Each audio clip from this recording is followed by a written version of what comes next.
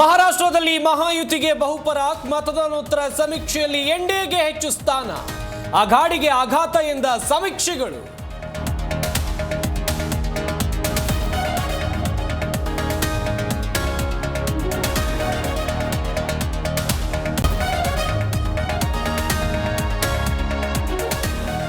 ಜಾರ್ಖಂಡ್ನಲ್ಲೂ ಜಾದು ಮಾಡುತ್ತಾ NDA, India ಮೈತ್ರಿಕೂಟಕ್ಕೆ ಹಿನ್ನಡೆ ಎಂದ ಸರ್ವೆ.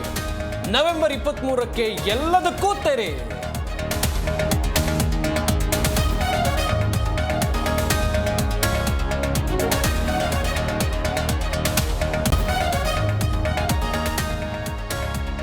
ಕರ್ನಾಟಕದಲ್ಲಿ 3 ಪಕ್ಷಗಳಿಗೆ ಒಂದೊಂದು ಕ್ಷೇತ್ರ. ಚನ್ನಪಟ್ಟಣದಲ್ಲಿ ಸಿಪಾಯಿಗೆ ಆಘಾತ ಸಾಧ್ಯತೆ. ಶಿಗ್ಗಾವಿಯಲ್ಲಿ ಭರತ್, ಸಂಡೂರಿನಲ್ಲಿ ಅನ್ನಪೂರ್ಣ ಗೆಲುವು ಸಂಭವ.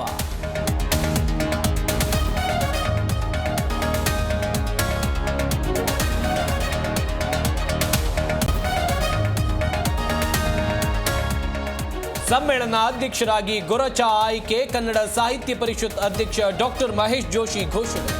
ಡಿಸೆಂಬರ್ 20ರಿಂದ 3 ದಿನ ಕನ್ನಡಮ್ಮನ ಹಬ್ಬ.